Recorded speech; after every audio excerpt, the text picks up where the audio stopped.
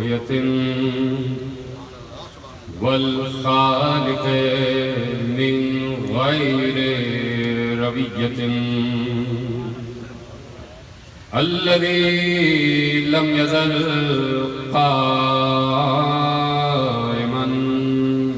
دائما إذ لا سماء ذات أبراج ولا ليل داج ولا بحر ساج ولا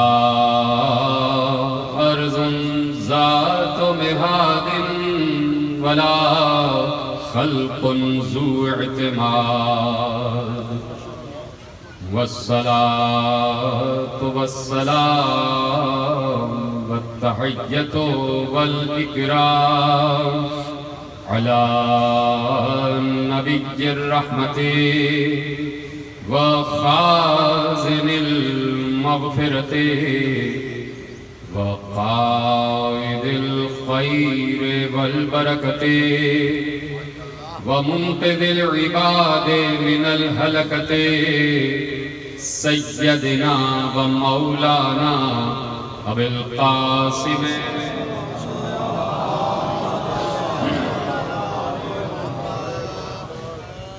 وأهل بيته الطيبين الطاهرين المعصومين المظلومين المنتخبين المنتجبين الذين أذهب الله عنهم الرجس وطهرهم تطهيرا.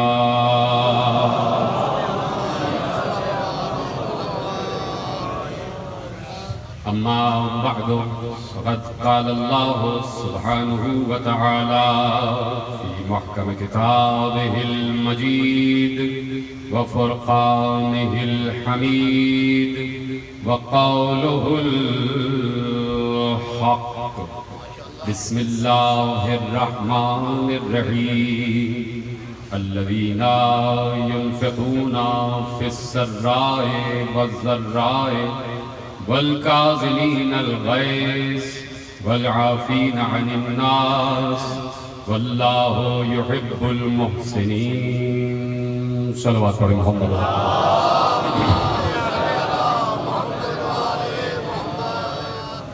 1443 ہجری کے اشرۂ ماہ رمضان کی آج مرکزی بارگاہ دھوبی گھاٹ فیصل آباد میں پہلی تقریر اور پہلی مجلس میں شریک ہیں. پروردگار عالم کا شکر ہے کہ اس نے ہمیں حسین ابن علی کا غمخوار بنا کر انسانوں میں شمار کیا ہے.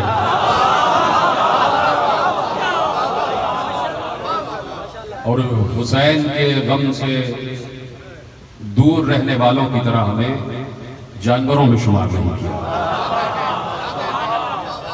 جس کے دل میں کسی بھی مصیبت زدہ کا غم نہیں ہوتا وہ چلتا پھرتا حیوان ہوتا ہے. حیوان کے سامنے کوئی بڑے سے بڑا واقعہ بھی ہو جائے اس کے دل و دماغ پہ کوئی اثر نہیں ہوتا. لیکن جب انسان یہ دیکھتا ہے کہ کوئی انسان مصیبت کا شکار ہے تو اس وقت اس کا امتحان ہوتا ہے کہ اللہ یہ دکھانا چاہتا ہے کہ دیکھنے والا انسان ہے یا حیوان. اس وقت اگر کہیں پر بھی جہاں پر بھی عالم انسانیت ہے اور جہاں پر بھی محرم کا چاند دیکھا جا چکا اور فرش اعضا بچھا ہوا ہے تو جہاں پر بھی انسان ہے وہ فرش اعضا پر ہے.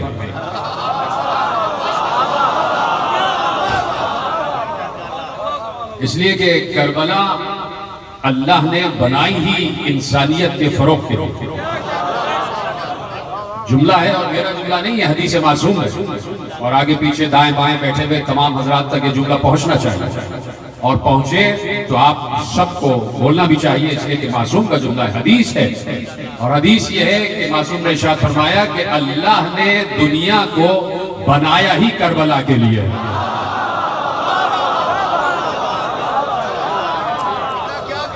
دنیا بنی ہی کربلا کے لیے. یعنی جو مرکز ہے، جو نقطہ ہے وہ کربلا، کربلا ہے تو دنیا دنیا ہے، کربلا ہے تو دنیا میں جو کچھ ہے وہ صحیح ہے. نہیں، جملہ آپ تک نہیں پہنچا. اس دنیا میں اگر کہیں نماز پڑھی جا رہی ہے تو اس کا مطلب ہے کہ وہ بھی کربلا کے لیے ہے. اگر کوئی عمل احسن انجام دیا جا رہا ہے تو وہ کربلا سے متصل ہے. اس لیے کہ کربلا جیتی جاگتی تفسیر ہے اس آیت کی کہ اِلَّا الَّذِينَ آمَنُوا وَعَمِلُوا الصَّالِحَاتِ. ہاں، وہ خسارے میں نہیں ہیں جو کربلا والے ہیں اور جو ماتم والا عمل انجام دے رہے ہیں. عمل صالح ہے حسین پر گریہ کرنا، سب سے بڑا احسن عمل ہے حسین پر گریہ کرنا. نہیں میرے ساتھ، سب سے بڑا ایمان ہے کربلا پر ایمان. اس لیے کہ کربلا میں یہ جو حسین کا خون بہا ہے اور 72 لاشیں حسین نے اٹھائے ہیں، تو صرف اس لیے نہیں کہ حسین کسی ذاتی مقصد کے لیے نکلے تھے. حسین توحید بچا رہے تھے، حسین عدل بچا رہے تھے، حسین نبوت بچا رہے تھے، حسین امامت بچا رہے تھے، حسین قیامت بچا رہے تھے، اور حسین نماز بچا رہے تھے، حسین روزہ بچا رہے تھے، حسین حج بچا رہے تھے، حسین زکوٰۃ بچا رہے تھے. حسین بتا رہے تھے کہ جہاد وہ ہے کہ جس میں حسین ہو.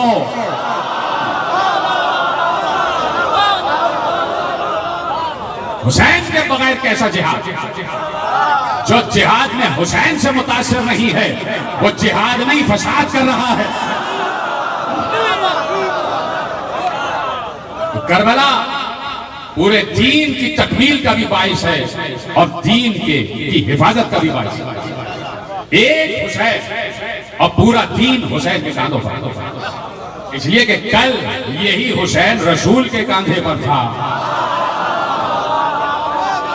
اور آج کربلا میں پورا دین حسین کے کاندھے پر، پورا دین حسین کے کاندھے پر. اس لیے میں نے کہا کہ جو آنکھ کربلا میں اور کربلا کے مسائل کے لیے اشباہ نہیں ہے، وہ کہے یا نہ کہے، پہچان لو کہ وہ چلتا پھرتا کوئی جانور ہے، کوئی حیوان ہے، کوئی وحشی ہے، کوئی چوپایا ہے.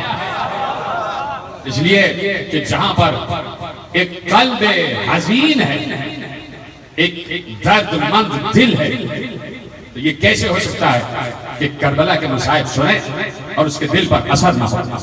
میں بار بار یہ جملہ کہتا ہوں اور میرے نوجوان دوست اسے محفوظ کریں، اور ہر سال میں سمجھتا ہوں کہ یہ جملہ کہنا بہت ضروری ہے.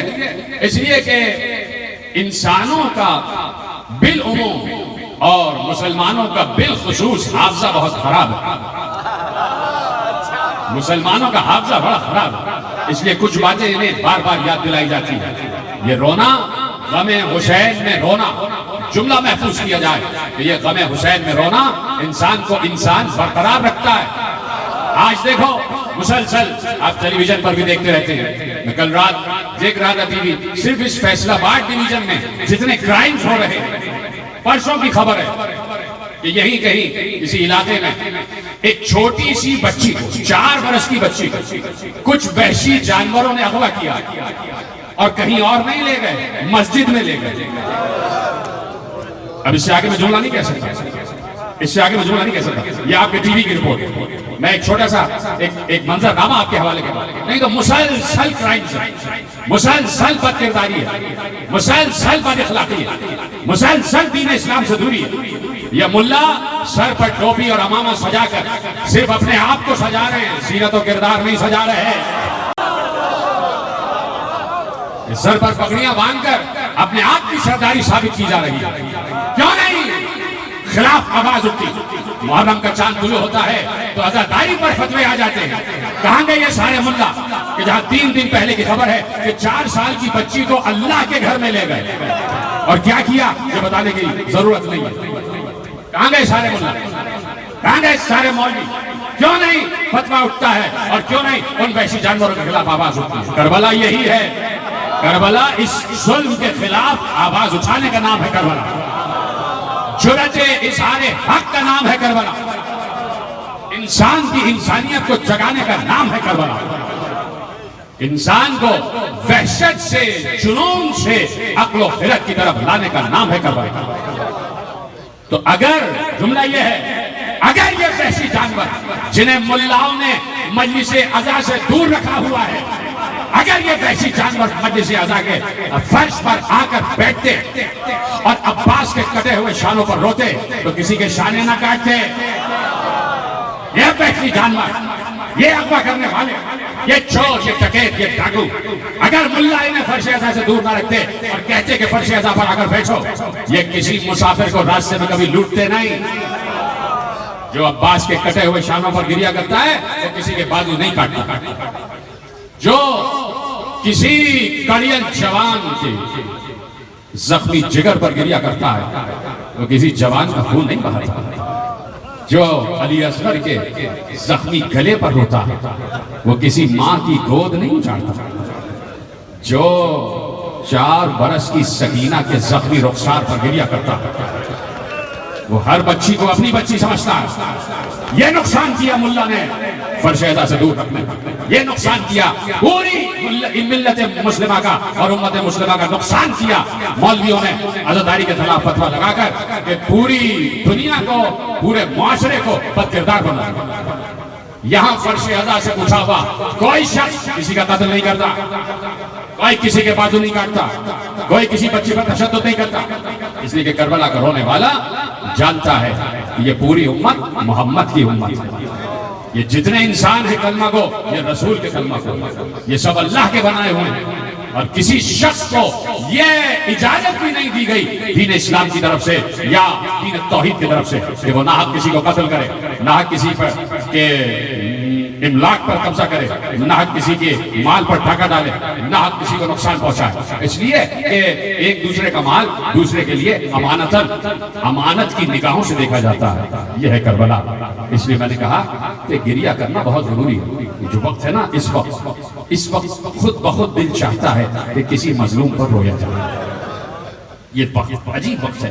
یہ فجر کے بعد کی ساعتیں عجیب ساعتیں ہیں. انہی ساعتوں میں 3 شعبان کو حسین بھی آسمانوں سے زمین کی طرف آئے تھے. بڑی خوشی تھی، بہت خوشی تھی رسول کے گھر میں. بہت رسول کا چہرہ سرخ تھا. رسول خوشی کا اظہار کر رہے تھے. کبھی حسین رسول کی گود میں، کبھی علی کی گود میں، کبھی زہرا کی گود میں. خوش ہے پورا گھرانہ، خوش ہے پورا گھرانہ. کیا اللہ کو یہ بات اچھی نہیں لگ رہی تھی نعوذ باللہ کہ رسول خوش ہے؟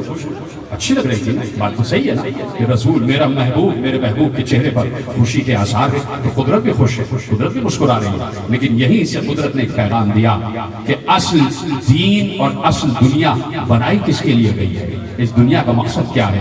ایک بار جیسے ہی رسول خوش تھے، جبرائیل نازل ہوئے اور نازل ہونے کے بعد کہا اے اللہ کے رسول، بات تحفہ درود و سلام، اللہ یہ کہہ رہا ہے یہ جو نواسا تمہاری گود میں اس وقت ہے یہ کربلا کی زمین پر 3 دن کا بھوکا پیاسا شہید کیا گیا. تو اللہ نے اس وقت رسول کی آنکھوں سے آنسو بہا کر یہ بتا دیا کہ دنیا بنائی ہی کربلا کے لیے گئی ہے، دنیا بنائی ہی حسین کے لیے گئی ہے. مجھے بتاؤ آپ کی آنکھیں بھیگ رہی ہیں، پہلی مجلس ہے تو پہلی مجلس کا آغاز ہی مصائب سے کیا جاتا ہے.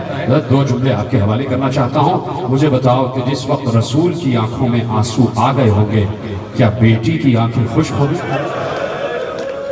کیا زہرا روئی نہیں ہوں گی؟ بابا کے چہرے کی طرف دیکھ کر دیکھا بابا آپ رو رہے ہیں، بابا آپ کے چہرے پر آنسوں کی قطار، بابا سبب کیا ہے؟ اب مجھے بتاؤ، ایک باپ کہ جس کے لیے بیٹی رحمت ہے اور ایک وہ باپ جو عالمین کے لیے رحمت ہے، اس کی بیٹی اس کے لیے رحمت ہو، وہ کیسے اپنی بیٹی کو بتائے کہ ابھی چند لمحے ہوئے ہیں تیرے بیٹے کو اس دنیا میں آئے ہوئے، کیسے خبر دے دے حسین کی. لیکن یہ رسول ہے اور رسول چاہتے ہیں کہ دنیا کو بتائے کہ کربلا اور حسین اور اس دنیا کا ربط کیا ہے. کہا بیٹی ابھی جبرائیل نازل ہوئے اور مجھے بتایا کہ حسین کربلا کی تپتی ہوئی ریت پر میرے ہی کلمہ گویوں کے ہاتھوں 3 دن کا بھوکا پیاسا ذبح کر دیا جائے گا، ذبح کر دیا جائے گا۔ میری مائیں بہنیں پس پردہ بیٹھی ہوئی ہیں، خدا آپ کی گودیوں کو سلامت رکھے، آپ کے سہاگ کو سلامت رکھے، اس کربلا کے فرش ادا کے صدقے میں خدا آپ کے سہاگ کو سلامت رکھے، میرے تمام نوجوانوں کو، میرے بزرگوں کو سلامت رکھے۔ میں صرف ایک جملہ نفسیاتی پوچھنا چاہتا ہوں کہ جس کی ماں نے اسی وقت سنا ہو کہ میرا بیٹا سن 61 ہجری میں شہید کر دیا جائے گا، زہرا کے دل پر کیا گزری ہوگی؟ زہرا مستجاب الدعوات ہے، زہرا خود اگر اللہ سے کہے تو اللہ تقدیر بدل دیتا ہے۔ زہرا نام ہے لیلۃ القدر کا، زہرا کا نام ہی لیلۃ القدر ہے۔ زہرا کے تو دروازے پر آ کر تقدیریں بدل جاتی ہیں۔ زہرا کا یہی بیٹا جو حسین ہے، یہ کسی منزل پر آ کر کسی راہب کو 7 بیٹے بھی دے گا۔ زہرا چاہیں تو اسی وقت ہاتھ بلند کر کے کہیں پروردگار تقدیر بدل دے، میرے بیٹے کی تقدیر بدل دے۔ لیکن خدا کی قسم سلام کرنا اور عالم انسانیت قیامت تک زہرا کے در پر سجدہ ریز ہو جائے پھر بھی کم ہے، زہرا کا شکریہ ادا نہیں ہو سکتا۔ اس وقت زہرا نے یہ نہیں کہا، اس لیے کہ زہرا مزاج شناس توحید بھی ہے، مزاج شناس رسالت و نبوت بھی ہے۔ صرف زہرا نے یہ کہا، یہ نہیں کہا کہ بابا تقدیر بدل دے، ایک بار صرف یہ کہا بابا جس وقت میرا لال ذبح کیا جا رہا ہوگا کیا اس وقت میں موجود ہوں گی؟ کہ نہیں زہرا، تم بھی نہیں، میں بھی نہیں، علی بھی نہیں، حسن بھی نہیں۔ تو ماں نے روتے ہوئے صرف ایک جملہ کہا، جہاں جہاں عزادار بیٹھے ہو تمہارے لیے جملہ اور تمہاری آواز بلند ہو جائے، تو ماں نے صرف ایک جملہ کہا بابا پھر میرے حسین کو روئے گا۔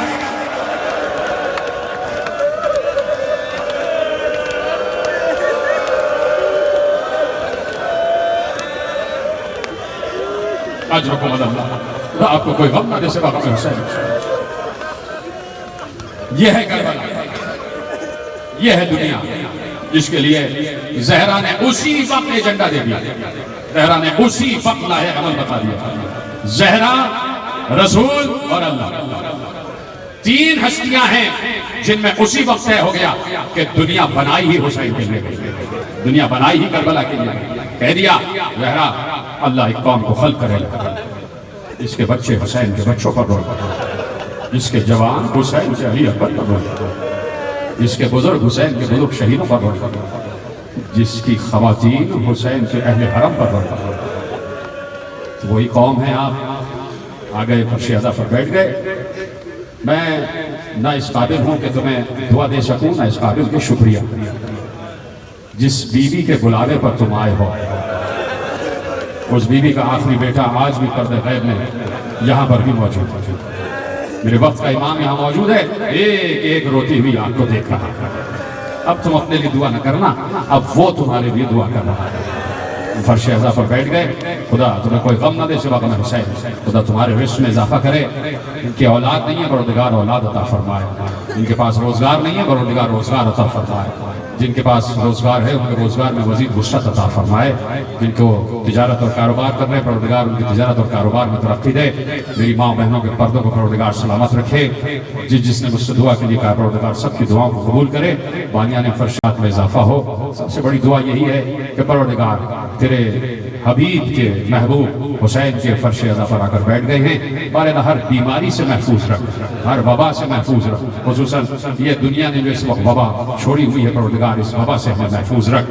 پروردگار یہ فرش اعضا پر بیٹھے ہوئے جتنے بھی لوگ ہیں، یہ سب حسین کا تذکرہ سننے کے وسیلے سے تیرا ذکر سننے آئے ہیں، تیرا ذکر سننے آئے ہیں۔ تو پروردگار ان کو عباس کے علم کے سائے میں رکھنا، ان کو زہرا کی چادر کے سائے میں رکھنا۔ سننے آئے ہیں یہ حبیب کا تذکرہ، سننے آئے ہیں یہ حسین کا تذکرہ، حسین کا تذکرہ، حق کا تذکرہ۔ گفتگو شروع ہو چکی ہے، حسین کا تذکرہ، حق کا تذکرہ۔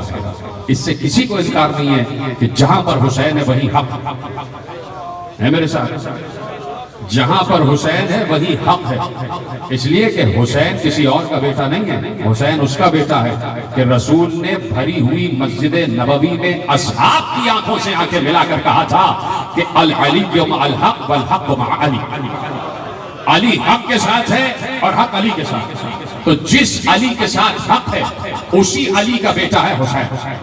اب جدھر جدھر علی جائیں گے ادھر ادھر حق جائے گا، تو اب یہ وراثت حق کی گئی ہے حسین کی طرف، جدھر جدھر حسین ادھر ادھر حق۔ اگر آج حسین دھوبی گھاٹ کے اس فرش ادا پر ہے تو یہیں پر حق بھی ہے، یہیں پر حق بھی ہے۔ تو ازل سے حق اور باطل ٹکراتے رہے۔ میرے ساتھ گفتگو شروع ہو چکی ہے اور اب میں موضوع کا اعلان کرنے جا رہا ہوں۔ ازل سے حق اور باطل ٹکراتے رہے ہیں۔ امیر المومنین حضرت علی ابن ابی طالب علیہ السلام سے بلند آواز سے صلوات پڑھیں محمد و آل محمد۔ پوچھا گیا، علی بیٹھے ممبر سلونی پر اور سوال پر سوال، علی جواب پر جواب دے رہے ہیں، تو وہیں پر کسی نے کھڑے ہو کے علی سے سوال کیا گیا، علی یا ابو الحسن، اے امیر المومنین، اے امام المتقین، اے سید المرسلین، اے قائد الغر المحجلین، سوال پوچھنا چاہتا ہوں۔ علی نے کہا ہاں پوچھو، سوال پوچھو۔ کہ یا علی یہ بتائیے کہ انسان کتنا خود مختار ہے اور کتنا مجبور ہے؟ کتنا خود مختار اور کتنا مجبور؟ کتنا مختار کتنا مجبور؟ علی نے ایک فلسفہ دیا جو قیامت تک کے لیے فلسفہ ہے، اور نوجوان نوٹ کریں، اور میری گفتگو پوری دنیا میں اس وقت جا رہی ہے اور سب سن رہے ہیں کہ علی نے ایک فلسفہ دیا۔ پوچھا گیا کتنا مختار اور کتنا مجبور ہے انسان؟ علی نے کہا سنو، یہ کائنات جو اللہ نے بنائی ہے، اس کائنات کا مقدر ہے، مقدر اس کائنات کی تقدیر میں لکھ دیا گیا ہے، اس دنیا کی تقدیر میں یہ بات لکھ دی گئی ہے کہ یہاں قیامت تک حق اور باطل ٹکرائیں گے۔ حق اور باطل، نوٹ کریں جملوں کو۔ علی نے کہا اس دنیا کا مقدر ہے کہ یہاں قیامت تک حق اور باطل ٹکراتے رہیں گے، حق اور باطل کا مارکا رہے گا، حق بھی رہے گا باطل بھی رہے گا۔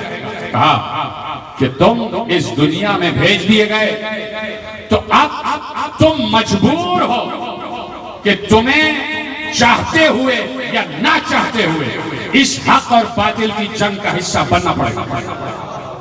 سوال کیا ہے؟ انسان کتنا مجبور ہے اور کتنا خود مختار ہے؟ علی نے کہا قیامت تک اس دنیا میں حق اور باطل کی جنگ رہے گی۔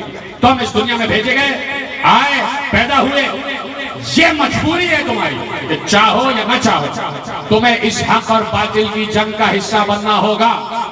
روکتا ہوں میں جملہ، جتنے حضرات یہاں بیٹھے ہوئے ہیں اور جہاں جہاں میری گفتگو اس وقت نیٹ پر سنی جا رہی ہے، سب جواب دیں کہ چاہے اس دنیا کا کوئی بھی بر اعظم ہو، چاہے مشرق ہو چاہے مغرب ہو، چاہے عیسائیت ہو چاہے یہودیت ہو، چاہے ستارہ پرستی ہو چاہے شجر پرستی ہو، چاہے آفتاب پرستی ہو چاہے مہتاب پرستی ہو، چاہے بت پرستی ہو چاہے توحید پرستی ہو، چاہے خود پرستی ہو چاہے خدا پرستی ہو، جہاں پر بھی انسان آباد ہے، ہر انسان اپنی اپنی جگہ حق اور باطل کی جنگ کا حصہ ہے یا نہیں؟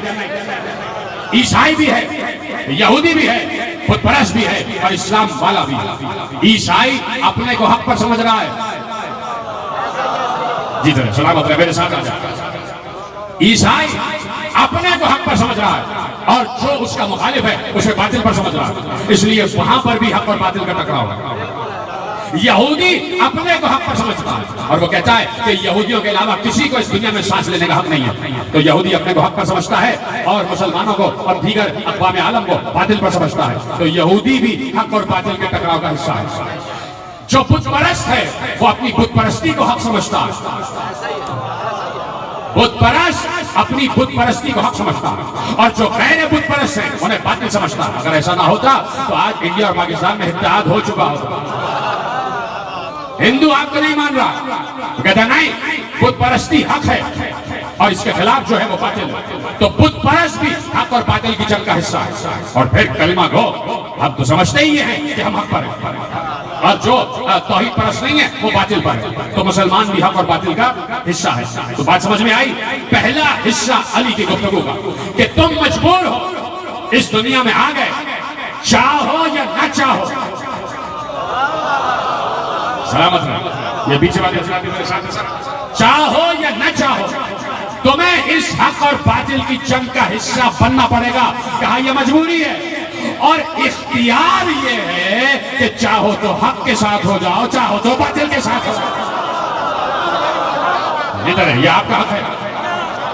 اتنی فکری تقریر میں صرف فیصل آباد کے اس خطے میں چھیڑتا ہوں، اور مجھے آپ کی سماعتوں پر اعتبار ہے کہ آپ ایک ایک جملہ سمجھ رہے ہیں اور مجھے بتاتے جائیے آخری تک، چاہے آپ بولیں نہ بولیں لیکن آپ کے اٹھتے ہوئے ہاتھ بتائیں گے کہ میری گفتگو آپ تک پہنچ رہی ہے۔ تو حق اور باطل کا ٹکراؤ ہوتا رہے گا، ازل سے حق اور باطل ٹکرائیں گے۔ علی نے کہا مجبوری یہ ہے کہ چاہو یا نہ چاہو حق اور باطل کی جنگ کا حصہ بننا پڑے گا، چاہے گھر میں ہی کیوں نہ بیٹھے ہو، چاہے گھر میں ہی کیوں نہ بیٹھے، کم از کم دل سے تو حق کو حق اور باطل کو باطل سمجھتے ہو۔ اور اختیار یہ ہے کہ اللہ تمہارے کان پکڑ کے تمہیں حق کی طرف نہیں لے جاتا. اختیار ہے. عقل دے دی تو اختیار دے دیا. یہ حق ہے، یہ باطل ہے، چاہو تو باطل کے ساتھ ہو جاؤ، چاہو تو حق کے ساتھ. کہ یہ ہے مجبوری، یہ ہے اختیار. تو ازل سے ابد تک حق اور باطل ٹکرائیں گے. جہاں سے کائنات شروع ہوئی، جہاں سے انسانیت شروع ہوئی، جہاں سے تخلیق بشر کا سلسلہ شروع ہوا، آدم. اب ایک بات میرا ساتھ دیں گے تو آگے بڑھیں گے گفتگو. بہت محدود دائرے وقت میں گفتگو کو کامل کرنا ہے. میرے ساتھ آپ دیتے جائیں گے اور فکری تقریر آپ کے حوالے. اور بیچ میں ایک دم میں موضوع کا اعلان کرنے والا ہوں، میری طرف متوجہ رہیے گا. جہاں سے تخلیق بشر کا آغاز ہوا، جہاں سے ابتدائے بشر ہے، حضرت آدم علیہ السلام. آدم کون ہے؟ حق. تو جو آدم کے مقابل آ جائے وہ باطل ہوگا. یہ پیچھے والے حضرات میرے ساتھ ہیں نا، اس لیے کہ بڑی اہم ترین گفتگو. اور جب موضوع کا اعلان کروں گا تو آپ کہیں گے کہ واقعی یہ موضوع حق بنتا ہے. آدم اپنی جگہ حق، تو آدم کے خلاف جو ہے وہ باطل، لیکن حق کے خلاف جو ہوگا وہ باطل ہوگا. آدم حق، شیطان باطل. جملہ آپ نے ضائع کر دیا. آدم حق ہے، شیطان باطل ہے. جملہ پلٹ دو، جملہ پلٹ دو. آدم حق ہے نا اور شیطان باطل ہے. تو اب جو حق کے مقابل آ جائے وہ شیطان ہوتا ہے.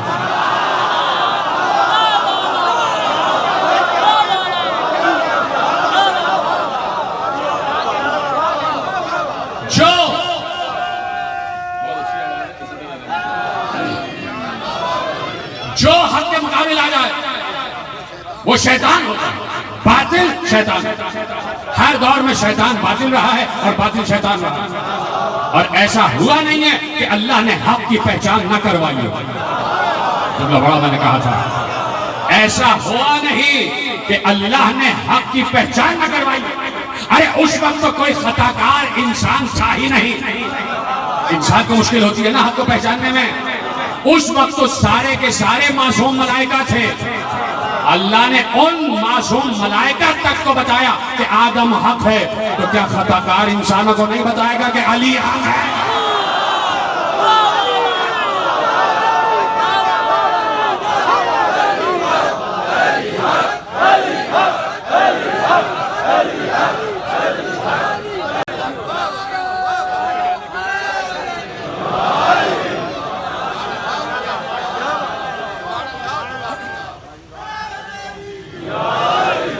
توجہ فرمائیے. تو حضرت آدم علیہ السلام حق، یعنی جہاں سے سلسلہ آغاز ہو رہا ہے، جہاں سے ابتدائے آفرینش ہے، جہاں سے تخلیق بشر کی ابتدا ہو رہی ہے، وہیں سے اللہ نے بتایا کہ ہر دور میں حق رہے.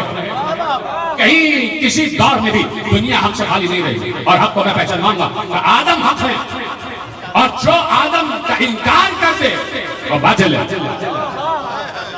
تھا کیا مسئلہ؟ مسئلہ صرف یہ تھا کہ اللہ کہہ رہا تھا میری مانو. اللہ کہہ رہا تھا میرا حکم مانو. اللہ جس چیز کو عبادت کہے گا وہی عبادت ہوگی. اپنی طرف سے عبادت نہیں بنائی جائے گی. جس چیز کو اللہ عبادت کہے گا وہ عبادت ہوگی. اصل عبادت ہے حکم خدا کی اطاعت. جو اللہ کہے وہ مانو. اللہ ہر دور میں لائق سجدہ ہے. کسی وقت بھی اللہ ایسا نہیں ہے کہ وہ معبود نہ ہو. ہر وقت، ہر لمحہ، ہر لحظہ، ہر ساعت، ہر نفس اللہ معبود ہے. ہر وقت وہ لائق سجدہ. کسی وقت بھی اس کے غیر کو سجدہ نہیں ہو سکتا. لیکن جب وہی کہہ دے کہ اس وقت مجھے نہیں آدم کو سجدہ کر، اب مجھے نہیں آدم کی طرف اپنے سجدوں کا رخ موڑ، تو اب اللہ کو سجدہ کرنا گناہ ہوگا. یہ صرف جملہ آپ سمجھ سکتے ہیں، ملا نہیں سمجھ سکتا. ملا یہ جملہ نہیں سمجھ سکتا. عالم سمجھ سکتا، عالم سمجھ سکتا ہے جملہ. ملا یہ جملہ نہیں سمجھ سکتا. اس وقت اللہ کہہ رہا ہے مجھے سجدہ نہیں ہوگا، آدم کو ہوگا، تو اس وقت اللہ کی طرف سجدہ کرنا گناہ. حالانکہ اللہ تو ہر وقت لائق سجدہ ہے. اس وقت اللہ کی طرف سجدوں کا رخ موڑ دینا گناہ. اور جو اس وقت اللہ کو سجدہ کرتا وہ یقیناً باطل ہوتا. یقیناً باطل ہوتا. کام تو حق والا کر رہا تھا، نیت باطل تھی. دیکھیں یہ جملہ میں نے اپنی طرف سے نہیں کہا. دو لشکر ٹکرائے شام کی سرحد پر. ادھر بھی صفیں جمی ہوئی، ادھر بھی صفیں جمی ہوئی. مارکے کا نام صفین. ادھر بھی لشکر ادھر بھی لشکر، ادھر علی، ادھر صبح والا ادھر شام والا.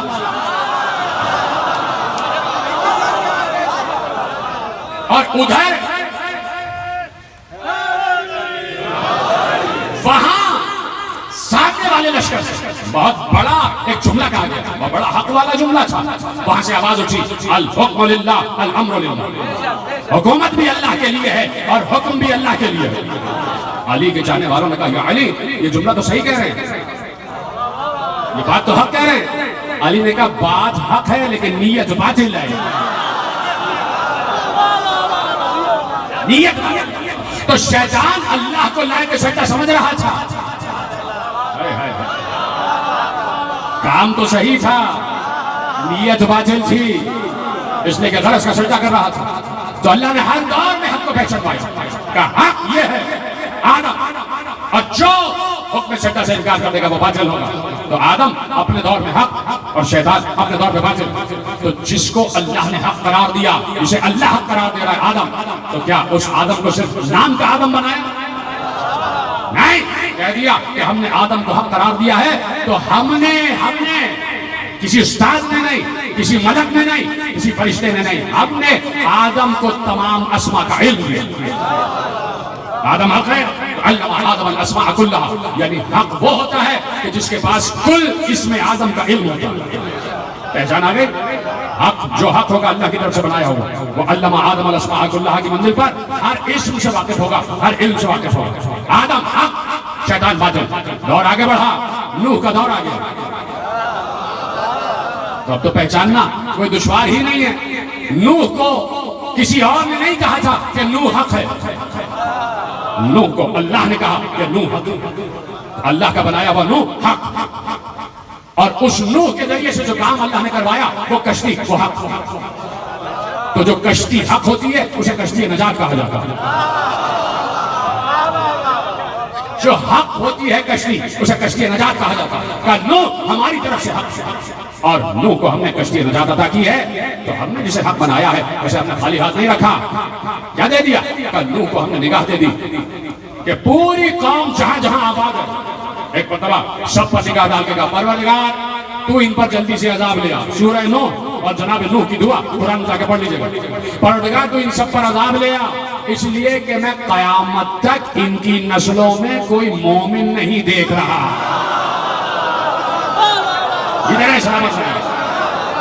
میں قیامت تک ان کی نسلوں میں کوئی مومن نہیں دیکھ رہا. یعنی اللہ نے نوح کی نگاہ کو میزان حق قرار دے دیا کہ آدمی سامنے بیٹھا ہوا ہے تو سامنے کے آدمی کی بات کرو نا. اس کی قیامت تک کی نسلیں تو ابھی آئی ہی نہیں ہیں. اس کا مطلب ہے کہ جس کو اللہ حق کہتا ہے اسے نگاہ حق دیتا ہے، نگاہ حق دیتا ہے. میں نے جملہ اردو میں کہا تو آپ خاموش ہو گئے. جسے اللہ حق کہتا ہے اللہ اسی کو عین اللہ بھی کہتا ہے. ادھر سلامت رہے آپ. تو نوح اپنے دور میں عین اللہ، اپنے دور میں عین اللہ، اس لیے کہ نوح کی نگاہ قیامت تک آنے والی نسلوں کو دیکھ رہی تھی کہ پروردگار ان میں سوائے فاجر اور کافروں کے کوئی نہیں آنے والا. کیوں نوح تم نے کیسے دیکھ لیا؟ ابھی تو ان کی نسلیں ان کے سلبوں میں، تم نے کیسے دیکھ لیا؟ کہ جہاں اللہ جس نگاہ کو اپنی نگاہ کہہ دے، جس آنکھ کو اپنی آنکھ کہہ دے، وہ آنکھ قیامت تک دیکھ رہی ہوتی ہے، نسلوں کو دیکھ رہی ہوتی ہے. لیکن یہ اختصاص ہے میرے مولا علی کا. میں اس منزل پر مولا علی کی آنکھ کو اللہ کی آنکھ نہیں کہوں گا. اس منزل پر میں مولا علی کی تلوار کی آنکھ کو اللہ کی آنکھ کہوں گا.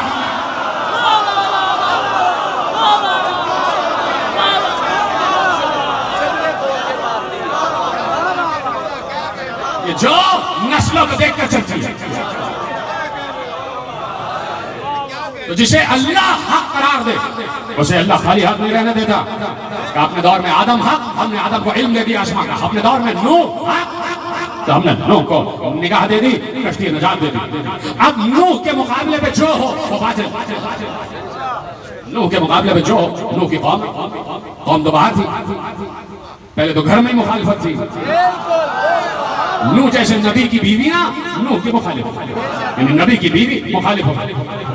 تو اب جب نوح حق ہے تو امرات نوح باطل، نبی کی یہ بیویاں باطل ہو گئے، اس لیے کہ حق کے مقابل آ گئے۔ قرآن ہے، قرآن ہے، ٹھیک ہے؟ تو اب آدم اپنے دور میں حق، آدم کے مقابل شیطان آیا باطل، نوح اپنے دور میں حق، نوح کے مقابل جو بھی آ گیا باطل۔ اللہ حق کی بھی پہچان کرواتا ہے، باطل کی بھی پہچان کرواتا ہے، حق کی پہچان نام لے کے کرواتا ہے اور باطل کی پہچان نشانی سے کروا دیتا ہے، جو اس کے مقابل آ جائے۔ جملہ یاد رکھیے گا، جو اس کے مقابل آ جائے۔ ابراہیم اپنے دور میں حق، ابراہیم اپنے دور میں حق، تو جو ابراہیم کے مقابل آ گیا نمرود جیسا وہ باطل۔ ابراہیم کو خالی ہاتھ تو نہیں بھیجا، ابراہیم حق پر ہے نا، حق پر ہے نا، تو جو حق پر ہوتا ہے آگ اسے جلاتی نہیں۔ کہاں بیٹھے رہے، آگ اسے نہیں جلاتی، حق پر جو ہوتا ہے آگ اسے نہیں جلاتی، چاہے دنیا کی ہو چاہے آخرت کی ہو، اسے آگ نہیں جلاتی۔ حضرت ابراہیم حق پر آگ گلزار بنا دی، ملکوت تک بھیج دیا کہ آؤ ہم تمہیں ملکوت دکھاتے ہیں، اپنے اقتدار کا تمہیں مرکز دکھاتے ہیں، جاؤ دیکھو ہم کیسے مردوں کو زندہ کرتے ہیں، اب کس طرح رزق تقسیم کرتے ہیں۔ اے نوح، اے ابراہیم، ہم تمہیں ملکوت السماوات والارض دکھا رہے ہیں، تو جسے حق کہا اسے سب کچھ عطا کر دیا، ٹھیک ہے؟ موسیٰ اپنے دور میں حق، موسیٰ نے حق، ید بیضا بھی دیا حق کو، عصا بھی دے دیا اور زبان کو تاثیر بھی دے دی۔ عصا مارو گے دریا دو ٹکڑے ہو جائے گا، جتنے ٹکڑے چاہو گے ہوتے چلے جائیں گے۔ ید بیضا دے دیا، ہاتھ ایسے کرو گے پوری دنیا منور ہو جائے گی۔ اور تمہیں تو طور پر بار بار بلا رہے ہیں، آؤ ہم سے بات کرو، آؤ ہم سے بات کرو۔ تو نوح اپنے دور میں حق، اور جو نوح کے مقابل آ گیا فرعون وہ باطل، جو حق کے مقابل آ جائے وہ باطل۔ عیسیٰ اپنے دور میں حق، تو حضرت عیسیٰ کو خالی ہاتھ نہ رہنے دیا۔ عیسیٰ جسے ہم بیمار پیدا کریں اسے تم شفا دے دو، عیسیٰ جسے ہم مردہ کر دیں اسے تم زندہ کر دو، عیسیٰ جسے ہم نابینا پیدا کریں اسے تم بینائی دے دو، عیسیٰ ہم نے آدم کو مٹی سے بنایا، تم پرندے بناؤ مٹی سے، جیسے ہم نے آدم کی جسم میں روح ہوگی ویسے تم پرندوں کے جسم میں روح ہوگو، اور وہ اسی طرح اڑتے پھرتے نظر آئیں گے۔ حضرت عیسیٰ اپنے دور میں حق، تو جو عیسیٰ کے مقابل آ گیا وہ باطل، جو عیسیٰ کے مقابل بنی اسرائیل آ گئے وہ باطل۔ تو اب سلسلہ رکے گا تو نہیں نا؟ کیا ابھی بھی کچھ کہنے کی ضرورت رہ گئی ہے؟ یہی تک تو آپ کو لانا تھا۔ آدم اپنے دور میں حق، شیطان باطل، نوح حق، جو نوح کے مقابل آ جائے وہ باطل، ابراہیم حق، جو ابراہیم کے مقابل آ جائے وہ باطل، موسیٰ حق، جو موسیٰ کے مقابل آ جائے وہ باطل، عیسیٰ حق، جو عیسیٰ کے مقابل آ جائے وہ باطل۔ تو سلسلہ رکا نہیں، محمد حق، جو محمد کے مقابل آ جائے وہ باطل، سلسلہ رکا نہیں، علی حق، جو علی کے مقابل آ جائے وہ باطل، اب سلسلہ رکا نہیں، حسن حق، جو حسن کے مقابل آ جائے وہ باطل، سلسلہ رکا نہیں، حسین حق، جو حسین کے مقابل آ جائے وہ باطل، سلسلہ رکا نہیں، ارے زین العابدین حق، جو زین العابدین کے مقابل آ جائے وہ باطل، محمد باقر حق، جو محمد باقر کے مقابل آ جائے وہ باطل، جعفر صادق حق، جو جعفر صادق کے مقابل آ جائے وہ باطل، موسیٰ کاظم حق، نارشید باطل۔ کر دیا میں نے موضوع کا اعلان۔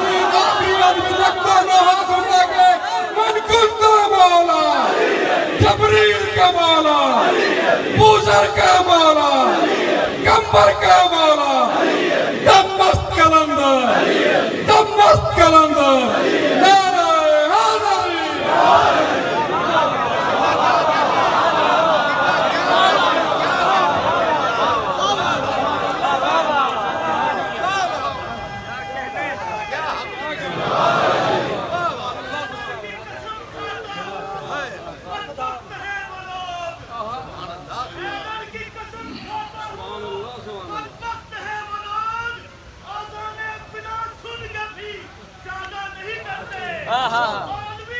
اس شہر کے باطل کو خبر دو، ہم کسی دور میں بھی حق سے پھاٹنا نہیں۔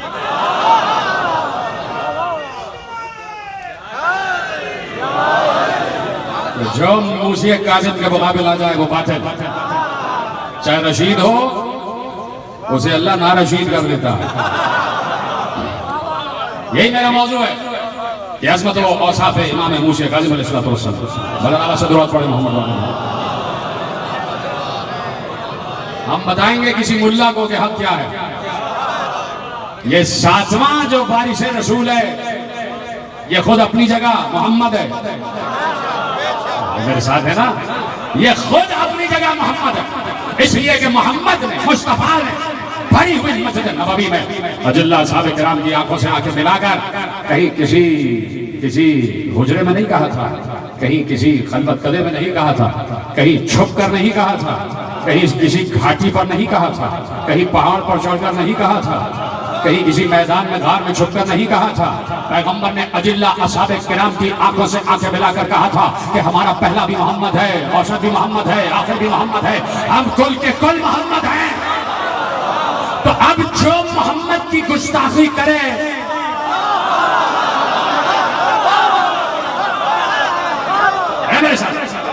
جو محمد کی گستاخی کرے صلی اللہ علیہ وسلم، جو مصطفیٰ کی گستاخی کرے وہ اپنے دور کا باطل ہے، وہ اپنے دور کا شیطان ہے، وہ اپنے دور کا ابو جہل ہے، ابو جہل. اور اگر کوئی ساتھ میں بارش رسول کی گستاخی کر رہا ہے تو چاند پر تھوکنے سے چاند کا کچھ نہیں بگڑتا.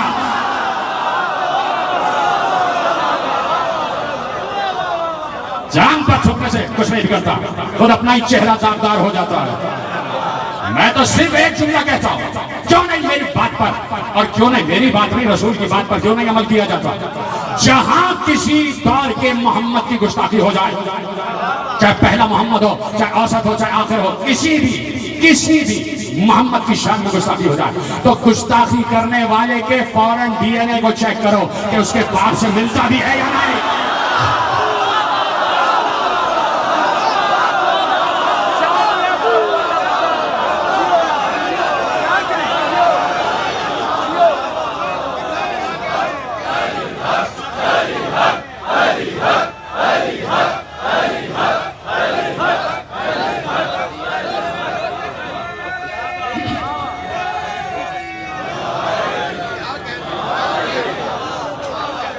جو فرمائی فوراً دیکھو کہ والد کا ڈی این اے بیٹے کے ڈی این اے سے مل رہا ہے یا نہیں. یہی چیزیں تو آپ چیک کرواتے ہیں نا کہ کسی کی اگر زیادتی ہو گئی تو فوراً ڈی این اے چیک کرواتے ہیں، لاہور بھیجا جاتا ہے ڈی این اے چیک کرو. جب ڈی این اے میچ کر جاتا ہے تو مجرم قرار پاتا ہے. وہاں ڈی این اے میچ کر جائے تو مجرم، یہاں ڈش میچ کر جائے تو مجرم.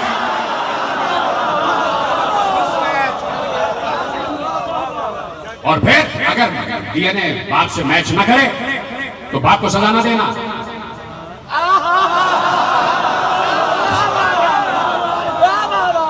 پھر تو سزا سمجھ گئے وہ جو فرمائے. تو یہاں مسئلہ یہ نہیں ہے کہ کس کی گستاخی ہوئی اور کس کی شان بیان کی گئی. یہاں مسئلہ یہ ہے کہ ہر انسان اپنا شجرہ پہچان رہا ہے. کوئی شان بیان کر کے بتا رہا ہے کہ ہم اعلیٰ نسل ہیں، کوئی گستاخی کر کے بتا رہا ہے کہ ہم کل بھی بد نسب تھے آج بھی ہیں. جو فرما رہے ہیں آپ، تو اب جہاں پر بھی جو بھی حق کے مقابل آ جائے وہ باطل ہے. اپنے دور میں امام کاظم حق ہے، امام کاظم، اس لیے کہ ساتواں وارث رسول، ساتواں وارث رسول. ناموں میں عجیب مسئلہ کہ نام میں بھی فرق ہے.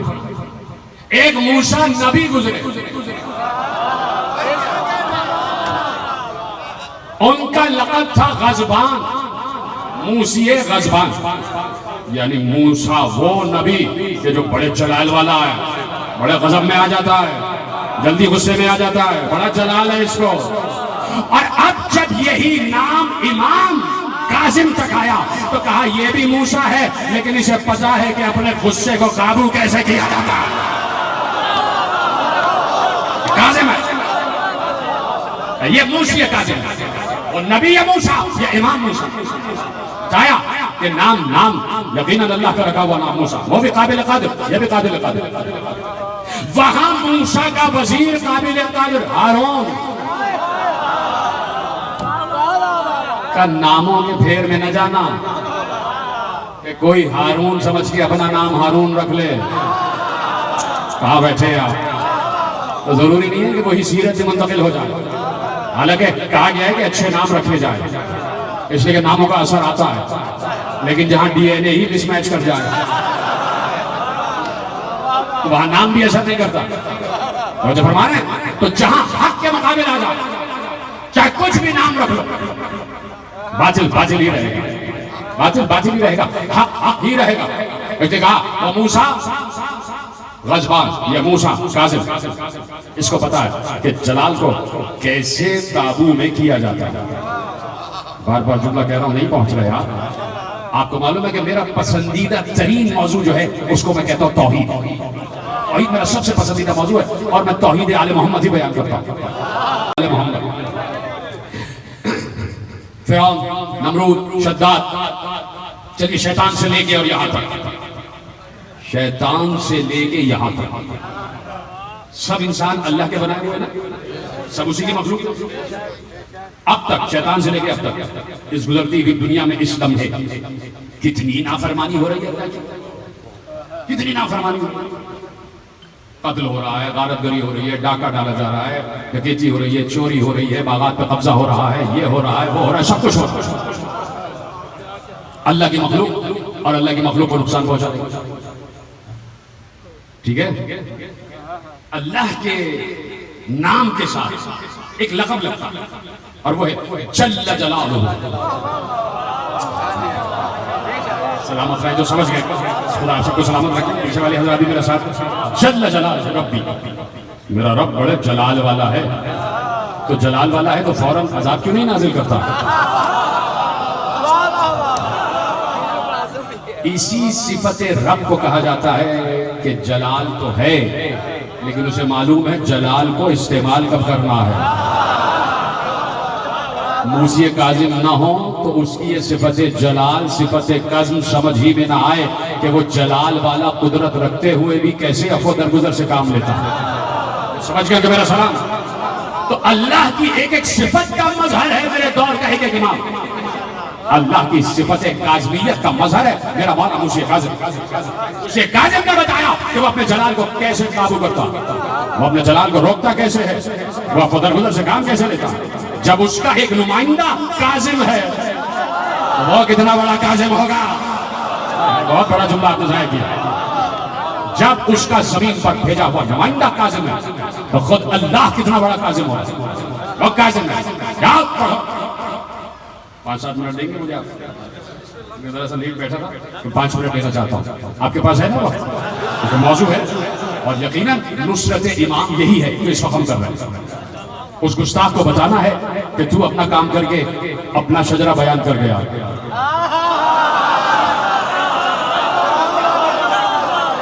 ہم آج اپنا شجرہ لکھوا رہے ہیں. ہم سرخرو ہو رہے ہیں دربار محمد میں, ہم سرخرو ہو رہے ہیں دربار سیدہ میں, ہم سرخرو ہو رہے ہیں دربار علوی میں. ٹھیک ہے, ہم سرخرو ہو رہے ہیں دربار حسین میں, اس لیے کہ حسین ہی کا تو بیٹا ہے, حسین ہی کا تو چوتھا بیٹا ہے نا موسی کا. آج دربار حسینی میں بھی ہم سرخرو ہو رہے ہیں. آج ہم اپنا شجرہ پہچانوا رہے ہیں. میرے عزیزاں جاؤ دنیا کو پڑھو, جاؤ دنیا کی کتابیں پڑھو. خصوصاً میں یہاں بیٹھے ہوئے مخلوق مجمع سے مخاطب ہوں.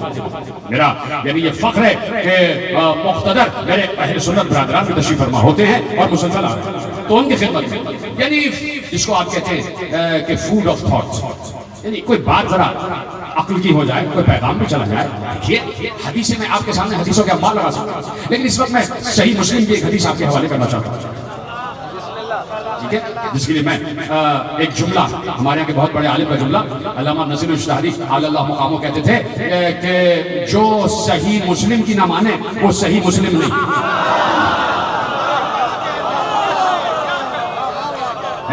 جو صحیح مسلم کی نہ مانے وہ صحیح مسلم نہیں.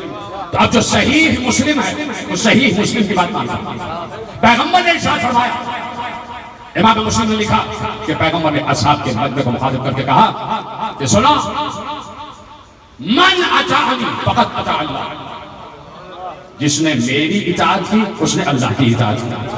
محفوظ کریں گے کہ جملہ ریکارڈ ہو رہا ہے. اور آپ کو پتا ہے کبھی بھی ممبر سے کہیں پر بھی اختلافی بات کرنے کا قائل ہی نہیں, اس لیے کہ یہ پیغام ایک گلوبل پیغام ہے, گلوبل میسج ہے, سب کے لیے ہے, اسلام سب کے لیے ہے, حسین سب کے لیے ہے, فرش ادا سب کے لیے ہے. یہ فرش ادا یہ کھلا ہوا, ادھر سے بھی کھلا ہوا, ادھر سے بھی کھلا ہوا, چاروں طرف سے فرش ادا کے دروازے کھلے ہوئے بتا رہے ہیں کہ کل حسین کو انتظار تھا حور کا, آج ہمیں انتظار ہے حور کا. آجا حور بن کے آنا, شرط یہ ہے کہ فرش ادا پر حور بن کے آنا، خواہشات کے غلام بن کر نہ آنا۔ غلام نہیں، حور کا مطلب ہوتا ہے آزاد۔ تو اب جس نے اللہ کی اطاعت کی اس نے میری اطاعت کی، من عصانی فقد عصى اللہ، اور جس نے اللہ کی نافرمانی کی اس نے میری نافرمانی کی۔ جملہ آگے بڑھا دو، آپ کی اجازت ہے۔ پھر کہا اللہ اکبر، اس سے محکم اور واضح حدیث کیا ہو کہ جس نے میری اطاعت کی اس نے اللہ کی اطاعت کی، جس نے میری نافرمانی کی اس نے اللہ کی نافرمانی کی۔ پھر کہا من اطاع الامام فقد اطاعنی ومن عصى الامام فقد عصى، اور جس نے اپنے دور کے امام کی اطاعت کی اس نے میری اطاعت کی۔ ہے کوئی جملے کو سمجھنے والا؟ جملہ پہنچا نہیں؟ بہت کم حضرات نے میرا ساتھ دیا کہ جس نے امام کی اطاعت کی، پہلے کیا کہا؟ جس نے میری اطاعت کی اس نے اللہ کی اطاعت کی، جس نے میری نافرمانی کی اس نے اللہ کی نافرمانی کی، جس نے امام کی اطاعت کی اس نے میری اطاعت کی، جس نے امام کی نافرمانی کی اس نے میری نافرمانی کی۔ یہ امام ہے کون؟ میں امام مسلم کی حدیث آپ کے حوالے کر رہا ہوں اور مسلموں سے بات کر رہا ہوں۔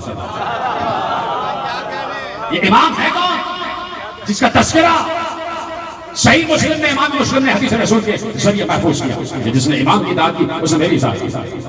تو یہ امام ہے کون جس کو رسول امام کہتے ہیں؟ جی طرح آپ ساتھ ساتھ رہیں، سلامت رہیں آپ، جسے رسول امام کہتے ہیں، حالانکہ رسول خود امام ہے۔ حسن صادق صاحب کہاں جاؤں میں بڑے جملے حوالے کر رہا ہوں، اس لیے دیکھیں نا، رسول خود امام ہے، رسول امام ہے۔ پھر آپ چپ ہو گئے، رسول امام ہے، رسول نبی بھی ہے، رسول بھی ہے، امی بھی ہے، ہاشمی بھی ہے، مطلبی بھی ہے، قرشی بھی ہے، مکی بھی ہے، مدنی بھی ہے، حسنی بھی ہے، حسینی بھی ہے، الہی بھی ہے اور امام بھی ہے، امام بھی ہے رسول، خود امام ہے رسول۔ نہیں، پھر آپ ساتھ ہیں، رسول اپنے دور میں امام ہیں۔ اچھا، اتنا صحیح مجمع بیٹھا ہے، آپ اصل میں وہاں تک پہنچ نہیں پا رہے، میں صرف ایک لفظ کہوں گا آپ پہنچ جائیں گے۔ جناب ابراہیم کا امتحان لیا تو اللہ نے امتحان میں کامیابی کے بعد ابراہیم کو انعام کیا دیا؟ جدھر ہے سلامت رہے، انی جاعلک للناس اماما، ابراہیم ہم نے تمہیں انسانوں کا امام بنایا۔ تو اگر آیت یہیں پر رک جاتی تو امامت ابراہیم پر رک جاتی۔ جملے میرے یاد ہیں، اور اگلی تقریر میں سارے جملے ایک دوسرے سے جوڑے ہوتے ہیں، آپ کو پتا ہے میں موضوع سے ہٹتا نہیں، میری ایک تقریر دوسری سے جوڑی ہوئی۔ ابراہیم جیسے ہی کہا کہ ہم نے تمہیں امام بنایا تو آیت رکی نہیں، میں نے کہا نا اگر آیت رک جاتی تو شاید امامت ابراہیم پہ ختم ہو جاتی، شروع وہیں سے ہوتی ہے، ختم بھی وہیں پہ ہو جاتی۔ فوراً کہا وَمِن ذُرِّيَّتِي، پروردگار کیا یہ ہوگا میری ذریت میں جائے گا؟ اللہ نے کہا جائے گا، بالکل جائے گا، لیکن ظالموں کے پاس نہیں جائے گا، ظالموں کے پاس نہیں جائے گا۔ اب ذریت ابراہیم میں امامت چلی، ذریت ابراہیم میں امامت چلی۔ آگے آنے والی تقریر میں بیان کروں گا کہ ابراہیم سے اسماعیل، اسماعیل سے بیدار، بیدار سے حامل، حامل سے نبت، نبت سے سلامہ، سلامہ سے عود، عود سے عود، عود سے عدنان۔ جان بوجھ روکا ہے، چلو پڑھ دوں ابھی، لیکن روکا ہے دوسری تیسری تقریر کے لیے کہ اپنے موضوع سے متصل ہوگا، ٹھیک ہے؟ تو اب ذریت ابراہیم میں امامت جا رہی ہے، تو اب جہاں پر ذریت ابراہیم ہے وہ امامت تلاش کرو، لیکن شرط کے ساتھ کہ امامت وہیں جائے گی جہاں ظلم نہ ہو، امامت وہیں جائے گی جہاں ظلم نہ ہو، جہاں ظلم ہوگا وہاں امامت نہیں، جہاں امامت ہوگی وہاں ظلم نہیں۔ تو اب مجھ سے نہ پوچھنا، کسی ملا سے نہ پوچھنا، کسی پڑوسی سے نہ پوچھنا کہ ظلم کی تعریف کیا ہے۔ وہ کہے گا کسی کے باپ پہ قبضہ کرنا ظلم، ٹھیکہ ڈالنا ظلم، یہ بھی ٹھیک ہے، چوری کرنا ظلم، یہ بھی ٹھیک ہے، تماچا مارنا ظلم، ٹھیک ہے، یتیموں کے مال پہ قبضہ کرنا ظلم، یہ بھی ٹھیک ہے، سب ٹھیک ہے، لیکن اصل تشریح ظلم کی اللہ سے پوچھی جائے گی، پروردگار تو بتا کہ ظلم کیا ہے؟ تیار ہے سننے کے لیے؟ آپ مل کے پوچھتے اللہ سے، پروردگار تو نے کہہ دیا کہ ظالموں میں امامت نہیں جائے گی، تو اب ذرا تو یہ بتا دے کہ ظلم کیا ہے، تاکہ ظالم بھی سمجھ میں آ جائے۔ تو اللہ نے قدرت نے لبے قدرت پر مسکراہٹ لاتے ہوئے کہا کیا تم نے دیکھو آیت پہنچ جائے تو میرا دل نہ توڑ دینا، صرف آیت ہی سے تم پہنچ جاؤ کہ میں کہنا کیا چاہ رہا ہوں۔ ہم نے کیا پوچھا پروردگار سے، بارگاہ قدرت میں سجدہ ریز ہو کر سر تسلیم خم کر کے ہم نے پوچھا کہ پروردگار تو بتا دے کہ ظلم کیا ہے، اس لیے کہ تو جو تعریف ظلم کی بتائے گا اس سے ہٹ کے کوئی اور تعریف نہیں ہوگی۔ قدرت نے لبے قدرت پر مسکراہٹ لاتے ہوئے کہا کیا تم نے سورہ لقمان نہیں پڑھا کہ ان الشرک لظلم عظیم، شرک سب سے بڑا ظلم ہے۔ تو اب جہاں شرک ہوگا وہاں امامت نہیں ہوگی۔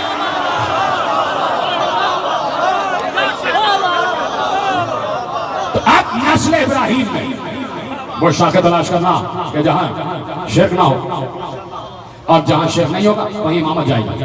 تو نسل ابراہیم چلتے چلتے چلتے چلتے آگے رسول تک، تو رسول اپنے دور کا امام ہے نا، یہی تک کرانا تھا، رسول اپنے دور کا امام ہے۔ وہ رسول ختم ہو رہی ہے بات، جو اپنے دور کا امام ہے وہ کہہ رہا ہے کہ جس نے امام کی اطاعت کی اس نے میری اطاعت کی۔ بھائی جب کہہ دیا تھا کہ میری اطاعت کی اس نے اللہ کی اطاعت کی، تو آپ کی اطاعت میں امام بھی تو شامل ہے۔ اس کا مطلب ہے کہ رسول اب بتائیں گے، کیا بتائیں گے کہ اگر میں کہہ دیتا کہ میری اطاعت کی اور یہیں پر حدیث ختم ہو جاتی، کاش کہ جملہ پہنچ جائے، اگر میں یہ کہتا کہ میری اطاعت کی اور حدیث یہیں پر ختم ہو جاتی، آپ کی زیادت کا امتحان ہے میرے ساتھ، سلامت رہے۔ یہ خاموشی بتا رہی ہے میرے ساتھ حسن صادق صاحب، خدا کا شکر ہے کہ آپ کے توجہ سے سنیں، کہ جہاں جہاں میری تقریر جا رہی ہے سب پورے ورلڈ میں وہ دیکھیں، فیصلہ بات کی سمجھ میں، فخر ہے مجھے اس مجھ میں، کیسی توجہ سے سنیں، ٹھیک ہے؟ ایسے ہی لکھا تھا گبنز نے The Rise and Fall of Roman Empire میں، اس نے جملہ لکھا مجھے یاد آ گیا، اس نے کہا کہ جیسے ہی رسول نے دعوت، انگریز مورخ ہے، اس نے کہا جیسے رسول نے دعوت ذو العشیرہ میں کہا کہ کون ہے جو میرا اس مقصد میں میرا ساتھ دے گا، وہی میرا وزیر ہوگا، وہی وزیر ہوگا، وہی خلیفہ ہوگا۔ تو گبنز کا جملہ بتاؤ، اس نے لکھا A profound silence came upon whole assembly۔ اس نے کہا پورے مجمع میں خاموشی چھائی ہوئی تھی، اور کا بیچ میں سے ایک 10 برس کا بچہ اٹھ کے کہتا ہے میں آپ کا ناصر ہوں۔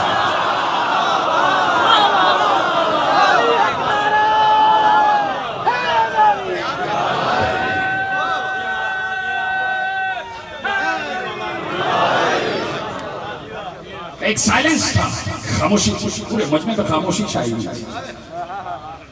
اس وقت دعوت عام تھی، جو بیچ میں سے کھڑے ہو کے کہتا آج ہم اسی کا تذکرہ کر رہے ہوتے ہیں،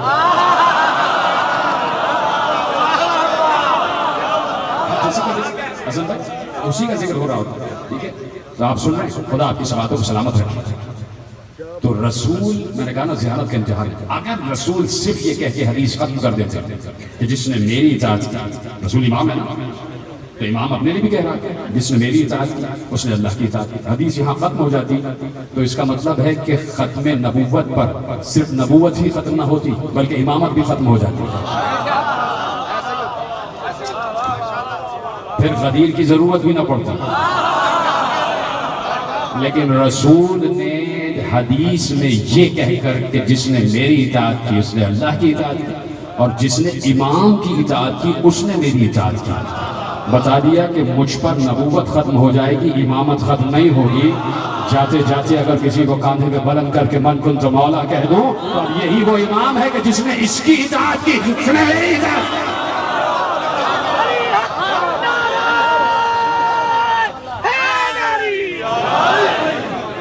غدیر رکی نہیں،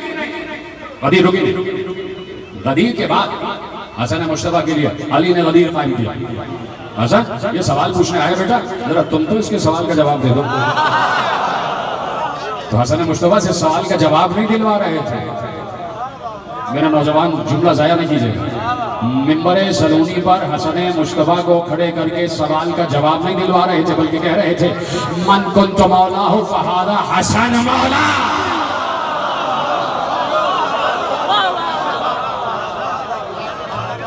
حسن مشتبہ کے لیے غدیر قائم کر دی، حسن نے حسین کے لیے غدیر قائم کی، حسین نے زین العابدین کے لیے غدیر قائم کی۔ کہاں قائم کی تو آپ کو بتائیے، نہیں تو مصائب آ جائیں گے۔ زین العابدین کے لیے حسین نے غدیر قائم کی، زین العابدین نے محمد باقر کے لیے غدیر قائم کی، محمد باقر نے جعفر صادق کے لیے غدیر قائم کی۔ اب جعفر صادق سے پوچھا جائے گا کہ تمہارے بعد مولا کون ہے؟ تو اب اگر جعفر صادق کہہ دے کہ من کنت مولا ہو فہذا کاظم مولا، تو کاظم حق ہے، ہارون باطل ہے۔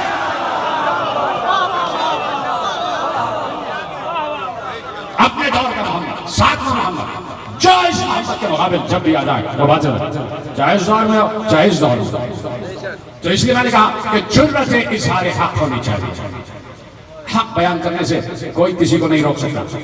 جائیے آپ، ختم ہو رہی ہے بات، آپ انگلینڈ جائیے اور وہاں ہائیڈ پارک ہے، ہائیڈ پارک بھرا رہتا ہے لوگوں سے، کہا جو جس کو کہنا ہو ہائیڈ پارک میں آئے بول دیں، آزادی اظہار رائے ہے، کہ کسی کے خلاف بولو کچھ نہیں کہا جائے گا، صرف یہ ہے کہ تشدد نہیں کر سکتے۔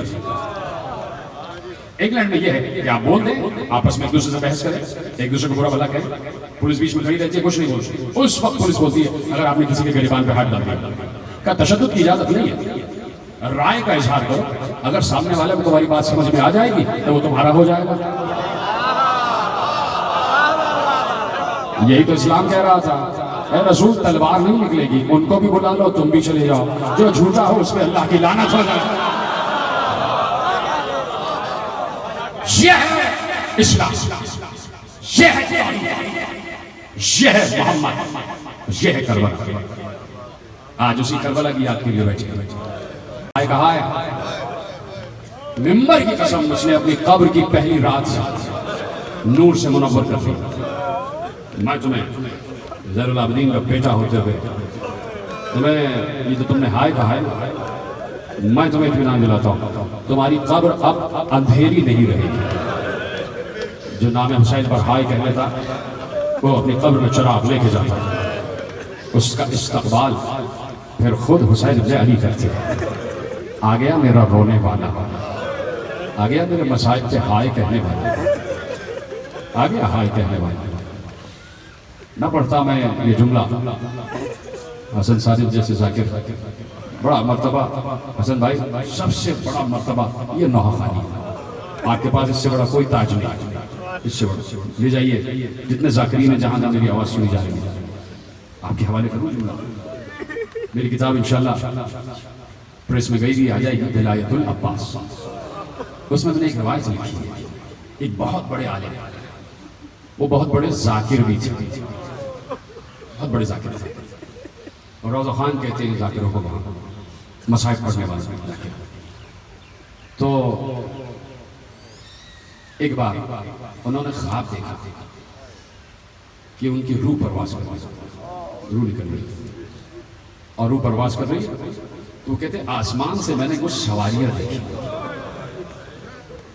27 نور کے گھوڑے تھے، ان پر کچھ ہستیاں بیٹھی ہوئی، 27 کا جیسی میری نگاہ پڑی تو سب سے آگے جو تھے گھوڑے پہ بیٹھے ہوئے وہ حبیب ابن مظاہر تھے، حبیب ابن مظاہر، اور پیچھے 26 شہداء کربلا۔ حبیب ابن مظاہر نے کہا کہ تمہیں حسین ابن علی نے بلوا لیا ہے، تمہارا وقت آ گیا۔ حسین نے کہا تمہیں لے کے اپنے پاس آ جا۔ یہ جن کی آنکھیں ابھی بھی خشک ہیں، کیا یقین نہیں آ رہا تھا؟ حسین بلواتے اپنے چاہنے والے کو، حسین طے کرتے کس رونے والے، کس چاہنے والے، کس عزادار کو کب بلانا، اور پھر جو ذاکر ہو یہ نہ سمجھنا کہ ہم ہی ذاکر ہیں۔ جب آپ یہاں بیٹھ کے ہائے حسین کہتے ہو تم ذاکر ہو جاتے ہو، یقین کرتے تم ذاکر ہو جاتے ہو۔ ایک بار کہا کہ حسین نے آپ کو بلوا لیا ہے، تمہیں بلوایا۔ ان روضہ خان نے کہا اے حبیب میرے مولا سے جا کے کہو جیسا انہوں نے کہا میں حاضر ہوں، لیکن میری 2 بیٹیاں ہیں بھی چھوٹی ہیں، میں چاہتا ہوں ان کی شادیاں ہو جائیں، گھر کے کچھ کام ہیں، کیا اتنی مہلت مل سکتی ہے؟ حبیب ابن مظاہر کہتے ہیں تم رکو میں مولا سے پوچھ کے آتا ہوں۔ حبیب گئے، واپس آئے، کہا مولا نے اذن دے دیا ہے، مولا نے تمہاری زندگی بڑھا دی اور تم نے جیسا کہا ہے تمہاری بیٹیوں کی شادیاں ہو جائے گی۔ ختم ہو گئی روایت، سنیں گے؟ ذاکر نے ایک بار دیکھ کر کہا اے حبیب ابن مظاہر میں نے تو سنا تھا کہ کربلا میں 72 شہداء تھے، اس وقت میں کل 27 کو دیکھ رہا ہوں. یہ کیا بات ہے؟ تو سنیں گے حبیب نے کہا جو ذاکر اپنی پوری زندگی میں جتنے شہداء کے مصائب پڑھتا ہے اس کی موت کے وقت اتنے ہی شہداء اسے لے لے آتے ہیں. اس لیے ہر شہید کا گریہ کیا کرو. اس سے بڑا کوئی مرتبہ نہیں, اس سے بڑا کوئی تاج نہیں, اس ممبر سے بڑا کوئی تخت نہیں ہے کہ جہاں حسین ابن علی لینے آ جائیں. خدا سلامت رکھے تمہاری بھیگی ہوئی آنکھوں کو. آج ایک اجڑی ہوئی ماں کو پرسہ دینے آئے ہو, اجڑی ہوئی ماں کو پرسہ دینے آئے ہو. کسی ذاکر نے خواب میں دیکھا حسین سر سے پاؤں تک لہو لہان ہے, سر سے پاؤں تک. حسین کے جسم میں سوراخ ہوئے ہیں, ہر سوراخ سے لہو بہ رہا ہے. 1900 ہے زخم تنے پاش پاش پر. میرے لیے سے لکھا نا کہ 1900 ہے زخم تنے پاش پاش پر. زینب نکل حسین تڑپتا ہے خواب میں. ٹھیک ہے, تو کہا کہ پورے جسم پر زخمی زخم زخمی زخم, ہر زخم سے لہو رس رہا تھا. اس ذاکر نے کہا مولا اتنے زخم. کہا کہ امت نے بڑے زخم دیے ہیں, بڑے زخم دیے ہیں. دوسرے دن خواب میں دیکھا, پھر حسین کو دیکھا. حسین کے سارے زخم ختم ہو چکے تھے, سارے زخم ختم ہو چکے تھے. ذاکر نے پوچھا مولا یہ سارے زخم کل تک دیکھے اور آج سارے زخم ختم ہو گئے؟ کہاں سارے زخم ختم ہو گئے, صرف 2 زخم ہیں جو ابھی ہیں وہ دکھائی نہیں دیتے. کہ مولا یہ سارے زخم ختم کیسے ہو گئے؟ کہا جب مرہم لگا لیتا ہوں زخم ختم ہو جاتے ہیں. اس نے پوچھا وہ مرہم کیا ہے؟ کہا جب جتنے عزادار میری مصیبت پر روتے ہیں تو ان کے آنسو میرے زخموں کا مرہم بن جاتے ہیں. کہ یہ 2 زخم جو آپ کہہ رہے ہیں ابھی ہرے ہیں, مندمل نہیں ہوئے. کہا ایک عباس کے کٹے ہوئے شانوں کا غم, ایک علی اکبر کے زخمی جگر کا. اجرکم اللہ. آپ کی آوازیں بلند ہو جائیں, اس سے بڑا کوئی مسائل ہو نہیں سکتا میرے عزیز. پہلی محرم آ گئی, ختم کر رہا ہوں تقریر. ابھی آپ ماتم کریں گے اور یقیناً ماتم ہی کا مہینہ ہے. یہ ماتم ساری مصیبتوں سے, ساری بیماریوں سے بچاتا ہے, ساری آزادیوں سے بچاتا ہے. جو ماتم کا قائل نہیں ہے آج وہ ماتم کر کے دیکھے. اگر اس کے دل میں, اس کے جسم میں کوئی بیماری ہے, میں تمہیں گارنٹی دے رہا ہوں تم شفا یاب ہو کر جاؤ گے, شفا یاب ہو کر جاؤ گے. رو ماتم ضرور کیا کرو, ماتم ضرور کیا کرو. اسی لیے نوحان کہتے ہیں کہ ماتم کرو تو یہ یقیناً ہمارے ہی حق میں بہتر ہوتا ہے. ماتم کریں گے نا میرے عزیزوں, ہے نا میرے ساتھ. آج پہلی محرم آ گئی, فاطمہ زہرا کے لال کا تذکرہ شروع ہو گیا. میں صرف یہ چاہتا ہوں کہ 1 یا 2 منٹ میں ایک بیمار بچی کا تذکرہ ہو جائے. حسین کی 9 برس کی بیمار بیٹی کا تذکرہ, ایک چھوٹی سی معصومہ کا تذکرہ ہو جائے. اور حسین کی بڑی محبت کرنے والی بیٹی. بیٹیاں تو بڑی محبت کرنے والی ہوتی ہیں نا. دیکھو جب بیٹیاں ہو جائیں تو پریشان نہ ہوا کرو, اپنی بیویوں کو تانے نہ دیا کرو.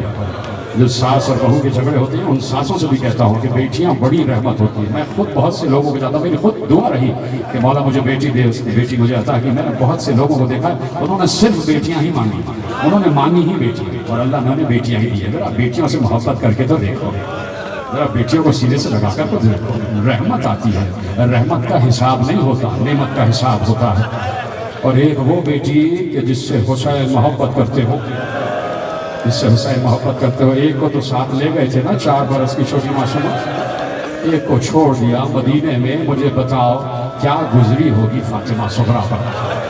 کسی کے 6 بچے ہوں, 3 بچوں کو کچھ دے اور 3 کو کچھ نہ دے, تو جنہیں نہیں دیا انہیں صبر آ جاتا ہے کہ باقی 2 کو بھی نہیں دیا. لیکن اگر 5 کو سب دے دے اور 1 کو کچھ نہ دے تو جو 1 ہوتا ہے نا اسے بڑا غم ہوتا ہے, بڑا صدمہ ہوتا ہے. حسین نے فہرست میں سب کا نام لکھوا دیا, صغریٰ کا نام نہ لکھوایا, صغریٰ کا نام نہ لکھوایا. تو میں پوچھنا چاہتا ہوں کیا گزری ہوگی چھوٹی بچی کا, کیا گزری ہوگی علی اکبر کی چہیتی بہن پر, کیا گزری ہوگی. بس قافلہ جا رہا ہے, قافلہ جا رہا ہے. آخری جملے اور تم نے گریہ کر لیا ہے, اور خدا تمہارے ان آنسوؤں کو رومال زہرا میں جگہ عطا فرما دے. قافلہ جانے کے لیے تیار ہوا. حسین ابن علی نے ایک بیوی سے کہا جاؤ صغریٰ کو آخری سلام کر کے باہر آ جانا. ہر بیوی سے کہا دیکھو رکنا نہیں, सुगरा के पास रुकना नहीं। ऐसा ना हो कि सुगरा दामनगीर हो जाए और तुम्हारा दिल पसीज जाए। ऐसा ना हो कि तुम मुझसे ये कहो कि सुगरा को साथ ले चलो।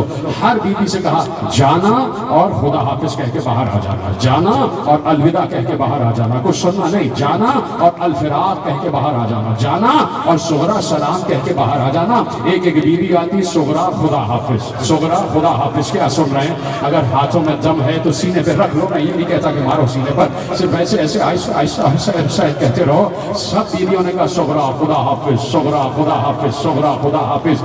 आखिर में अली की बड़ी बेटी दाखिल हो गई, अली की बड़ी बेटी, बड़ी शहजादी दाखिल हुई, सुगरा के खैमे में दाखिल हुई।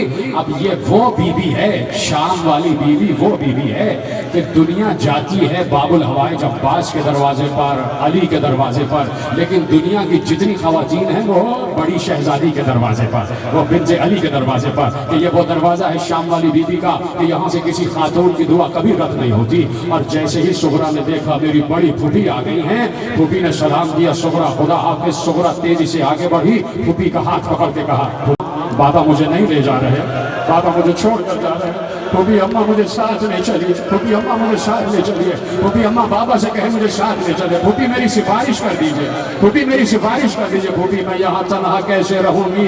और ए फूफी मैं इत्मीनान दिलाती हूँ, अगर सवारियों में जगह नहीं बची है तो जहाँ कनीजें बैठी हुई है वहाँ सुगरा को बिठा दिया जाए, मुझे कनीजों की हमारियों में बिठा दिया जाए। अब जुमला सुनोगे? एक बार सुगरा ने कहा फूफी अम्मा इसलिए जिद कर रही हूँ, मुझे पता है आप जाकर वापस आ जाएंगी, मेरा बाबा वापस नहीं आएगा, मेरा बाबा वापस नहीं आएगा। आखिरी जुमला, सीने पे हाथ मारो। ज़ैनब ने कहा ए सुगरा तुम्हें कैसे पता चला कि भाई वापस नहीं आएगा? कहा फूफी अम्मा रात से पुष्ट पर किसी बीबी की आवाज सुन रही हो, हाय मेरा लाल, हाय मेरा हुसैन, मैं जानती हूँ वो दादी ज़हरा की आवाज है। अब मेरा बाबा वापस